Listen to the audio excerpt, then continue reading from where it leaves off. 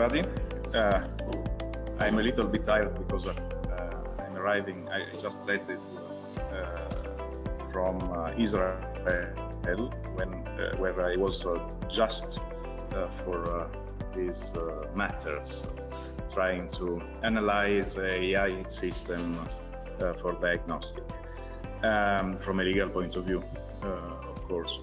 I will try to summarize in 20 minutes all the possible, not all, of course, some of the main possible ethical issues, ethical and legal, I must say, issues, at least from a data protection point of view, that are around AI systems.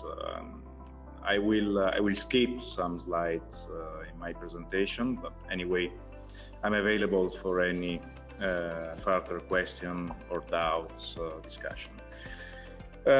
What is relevant for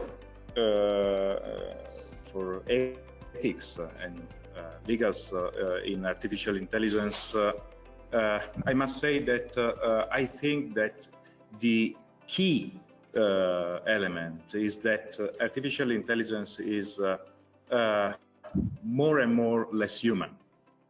Now, in the European definition you highlighted, there is still the requirement of an AI that is designed by humans, but we know that this design, this human design, is more and more far and possibly difficult to be kept, just because we know that algorithms can evolve themselves, and it is difficult, more and more difficult to understand, even more in deep learning contexts, to understand what is human-driven, human-designed, and what is not. This is a key element from the ethical point of view. Because if you take out the human being, if you take out the human element, it means that you can reasonably have many problems trying to make someone accountable, liable for that decision, that effect, etc. This is the first key point I wanted to share with you. Moreover, AI systems are often, almost always, knowledge-based, but big data knowledge-based. And so big data is an ingredient, a necessary ingredient in many, almost all AI systems. This means that I have the volumes of data, the velocity of processing, the variety, and of types of data, of sources. Variety is also something about sources from where I collect data. And there is another element that is the silence of processing. This means that all this amount of data processing activities, of data, of different types of data and sources, all this happens in a silent way. That means that it is not perceivable, that is not felt by the data subject, at least the data subject, but any natural person can be subject to a AI-driven effect. So I will come back to the key elements of the big data processing, key dimensions, because these are relevant also in terms of ethical and legal compliance. There is the other aspect that is almost always strictly, not always, but almost strictly connected to the AI dimension, that is the IoT dimension.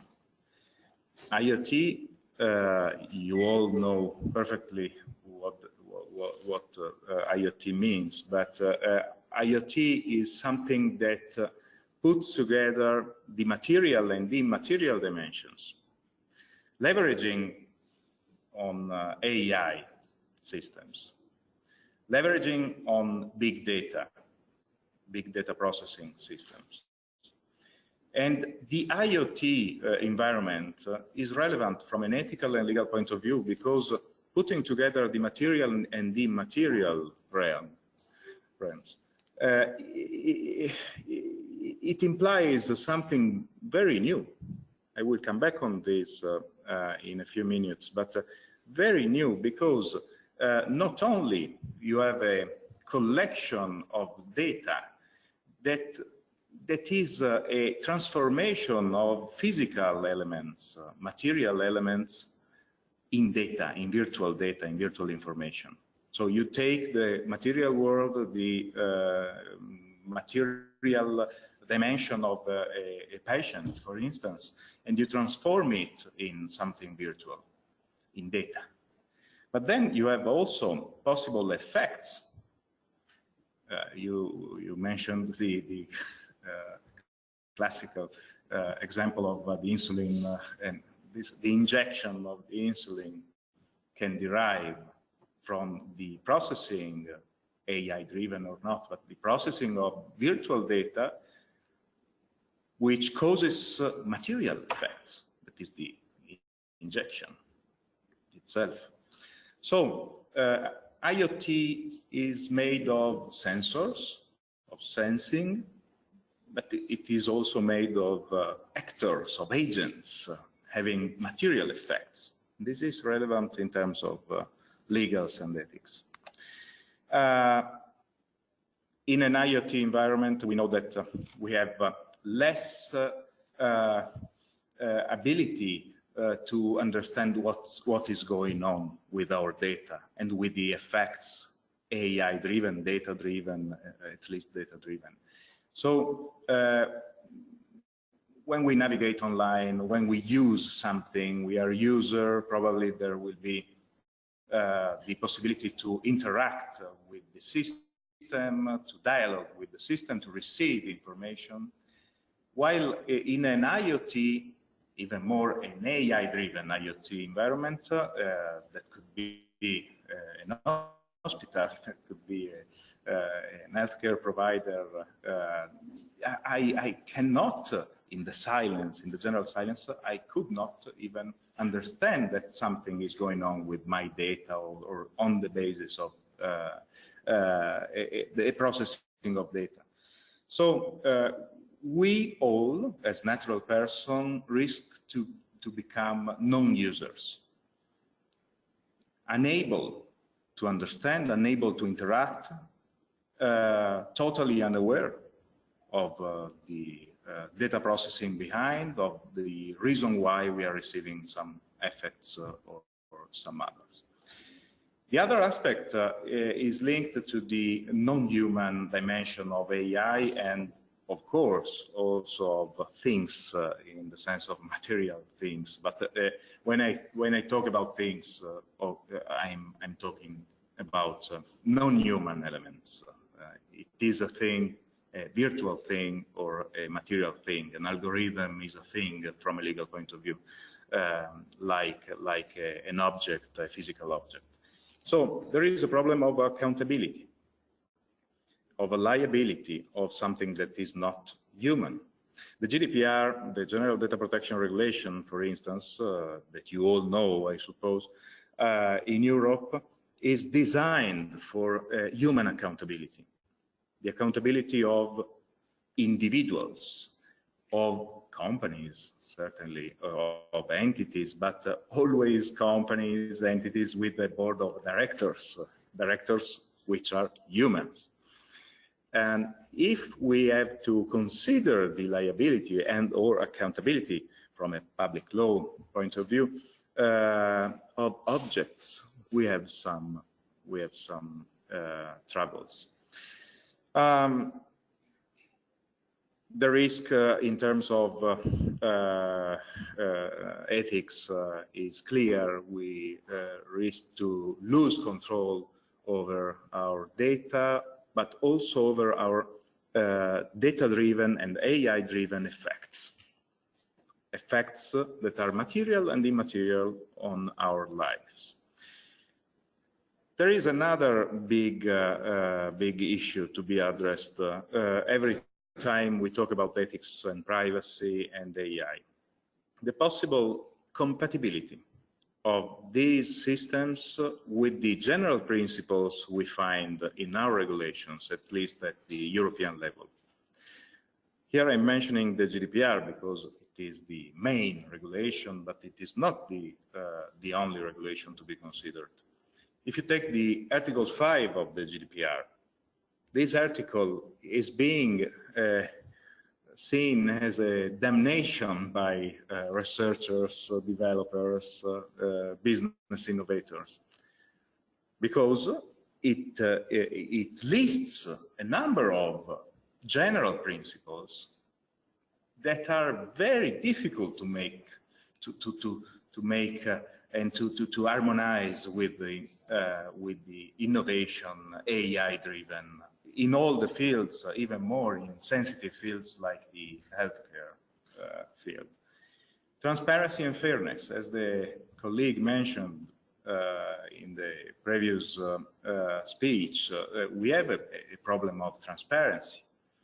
Transparency that is a huge problem for deep learning. This is clear. But from a privacy and ethics point of view, transparency is a problem even earlier, even in a simpler way. Transparency is a problem for the researcher in case of deep learning. You are not able to explain, to check. But from the data subject point of view, or even from the natural person's point of view, this can be relevant also in terms of mere machine learning systems, AI-driven, but not that expert and deep system. Just because, you remember, I mentioned the silence element, it is very difficult for a normal person to understand the logic, to understand what kind of processing is being carried out behind, what the sensor or the agent, the actor is doing with the data behind. So, being not a researcher, it is even more important, the lack of transparency. And this could, of course, also impact on fairness of the processing of data and the consequent effects. Data minimization is something that you all understand immediately. If a system, an AI system, is big data driven, if the knowledge is built in that way, probably it will be impossible to minimize data. Machine learning, at least machine learning, is made of data which are collected and kept and reused during a long time. And I find it is a little bit simplistic.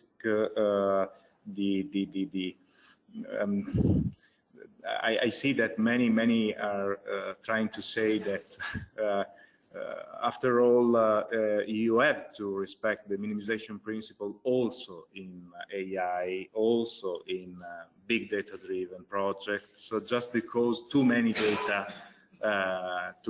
data make noise, and so noise is a problem. It is in your own interest not to have noise and to cancel, delete data. This could be true sometimes, but it's not true for deep learning, and it's not true for many cases of machine learning. I need to treasure more knowledge possible, not throwing almost anything. Yes, when I find the features, probably I can throw away something, but it's not that true. The same for the storage limitation principle that is linked to the data minimization.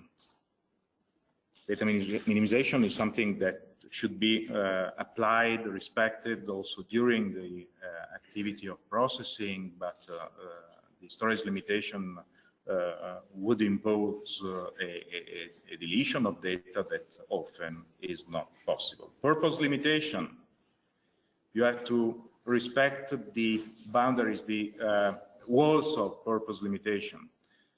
You should process data only for the purposes for which you collected data, and you told those purposes to the data subjects. But you know that big data should always use data, collected data, also for other purposes that are other than the ones, the original ones. And if it is true, it is even more true for machine learning, for AI systems, for deep learning. Accuracy can implicate, can imply problems in terms of relation between the data, the result, for instance, and the consequences that are impacting a specific individual. If you use a result that is a statistical result, and you apply and you link this result that is not directly and specifically related to that data subject, then probably you can have effects on that data subjects based on a knowledge that is not directly tailored and linked to that specific situation. And also, this is something quite typical in AI-driven system.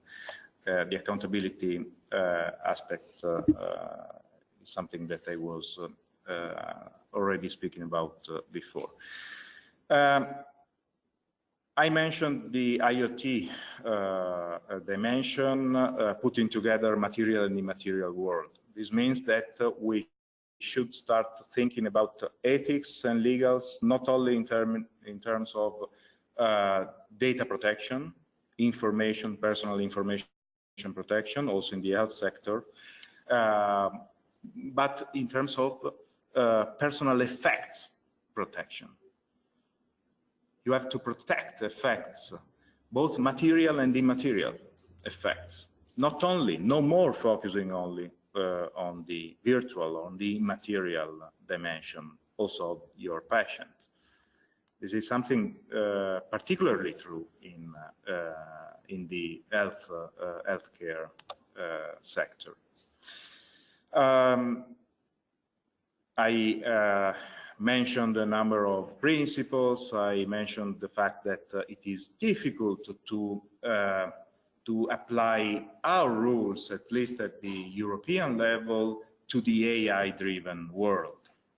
I mentioned the fact that it is likely that AI-driven system application can contrast with our principles and our specific laws.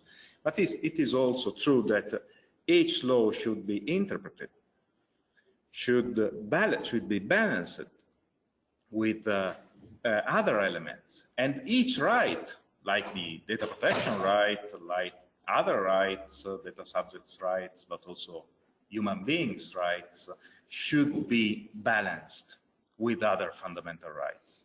And if you take the GDPR, you will find the recital number 4 calling for the necessity to balance the data protection right, for instance, with other fundamental rights, like the freedom to conduct a business and, of course, the freedom of thought.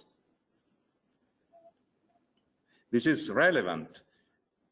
These fundamental rights, almost all possible fundamental rights we are handling in these assessments are not absolute rights. They have to be balanced in accordance with the principle of proportionality. This means that lawyers, but also authorities, should help stakeholders, researchers, companies, business, in order to understand how to balance. This is paramount. Otherwise, we risk to hinder research and development and innovation more in general in many cases, and the healthcare sector is a perfect example. Really running, there could be several possible solutions. Here I will list only a few possible solutions to be adopted as safeguards in order to enable the natural person defending him or herself in an AI-driven context, even more if in an IoT AI-driven context. Some solutions can derive from the material things. Three-dimensional protection can be useful. This is something that you can find in many situations, and in certain cases these examples can be also applied in the health sector. Personal anti-radar is something still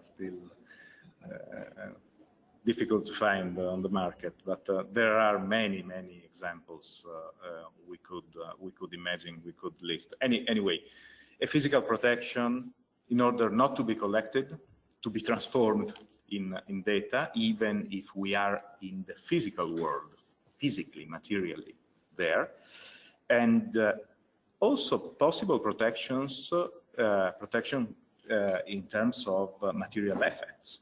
I want not only to prevent the collection sometimes, or to suspend, to stop the collection even temporarily, but I have also the objective of protecting myself from effects, material effects that can derive.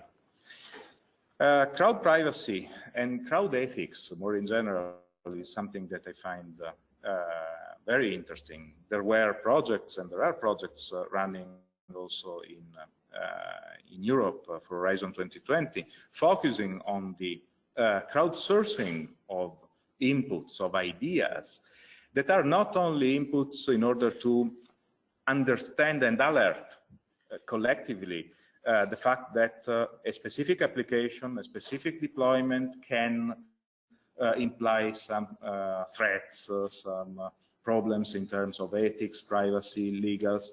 But these crowd privacy methodologies can bring to the very identification of threats, identification of possible threats.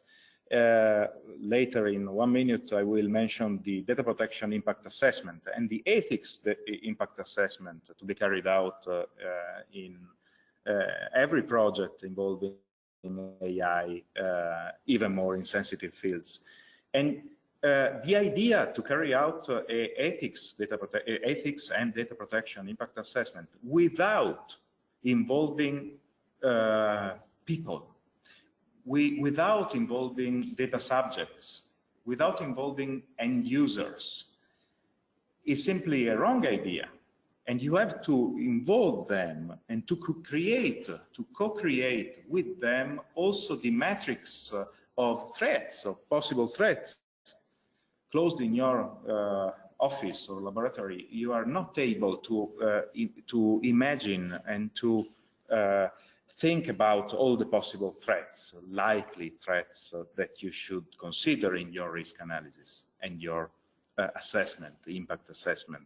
So crowd privacy can be very interesting and useful. A food and drug approach. There is the problem of transparency that is huge for natural persons, data subjects, patients, and it is relevant also in certain cases for researchers. Probably the idea to continuing to provide prior information notices, trying to explain before what the data processing activities will be, what types of data you will collect, what the logic will be. Probably this is no more the right way to proceed. Also because for a normal person, it is impossible to understand. It is impossible to read all the prior information notices. Food and drug approach means that probably it is more relevant to explain when the effect happens, when the application works, what ingredients were used, what sources were used, what logics were adopted in order to process data. In a simple way, like when we want to eat a snack or we want to use a drug, we want to read the ingredients, the preservatives, and the calories, the energy. Not before. It is not possible to explain to a normal person how you will produce a snack. Think about an AI-driven system for healthcare. I think it is definitely not possible.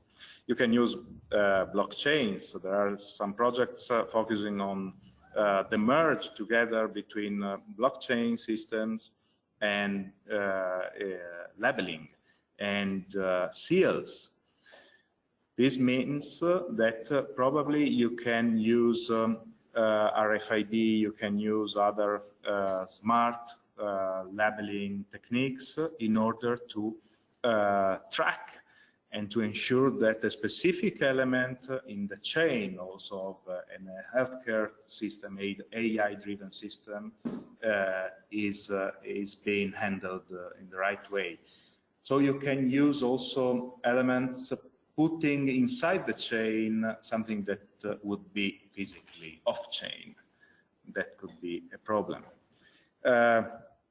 I see also in the certifications for smart environments a possible solution. Coming back to the ethics and data protection by design, again, it is necessary for sure to carry out the ethics and data protection impact assessment in many cases in this field, in the healthcare AI-driven projects. I think that the new guidelines drafted by the high-level expert group on artificial intelligence appointed by the European Commission can be a useful instrument to carry out such ethics and data protection impact assessment. Again, as I mentioned, it is important to involve people, to involve end users, to involve patients, to involve data subjects, trying to find together threats and to reason together about the likelihood and severity of the risks. It is not the only way to protect individuals. Again, we have an article that is the Article 22, linked to other provisions in our GDPR, in our General Data Protection Regulation in Europe, providing for a new right, the right of the data subject not to be subject to a decision based solely on automated processing, including profiling. So this is an AI right, a new AI right for data subjects.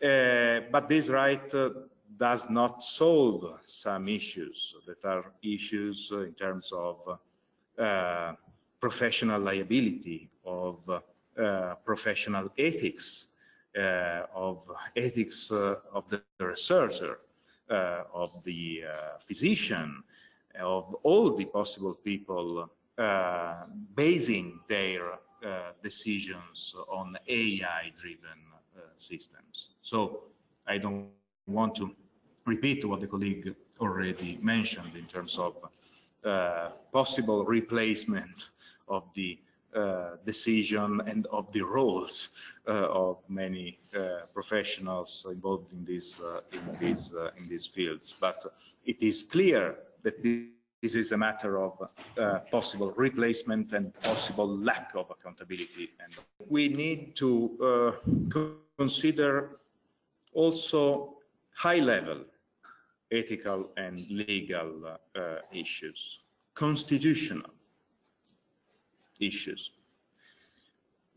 Using AI and losing the human being as a key element, deciding things, deciding what should become rule, what should become law. We have a big problem, and I will try to make it simple, but we have to focus on the highest level in terms of juridical aspects and ethical aspects that are our constitutions, our treaties, our constitution in Italy, because for this webinar we are here, but our treaties at the European level. We have to focus on the fact that more and more AI-driven elements, AI-driven things, AI-driven processing are making rules immediately happening in our world. I use the term auto-norms, auto-executive norms.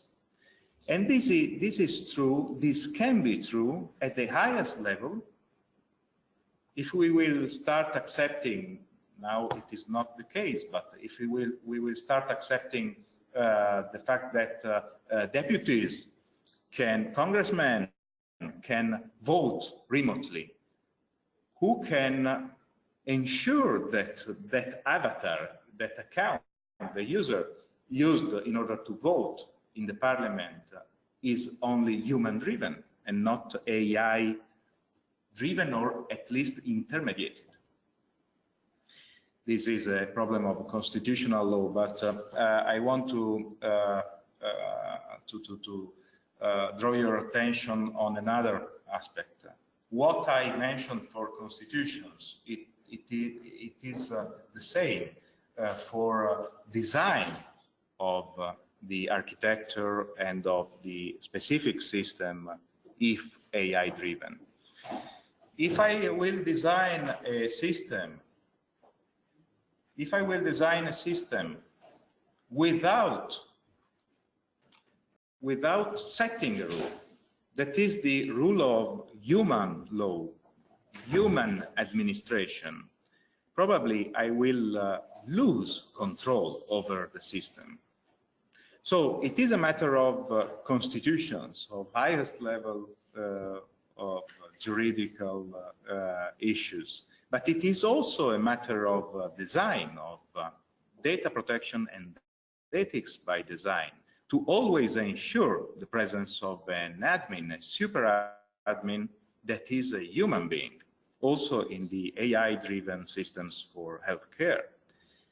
The last word should always be in the hands of the human super admin, the human physician, the human technical people around the system. This is the basic, the fundamental ethics requirement, in my opinion, to be always considered in an AI-driven project.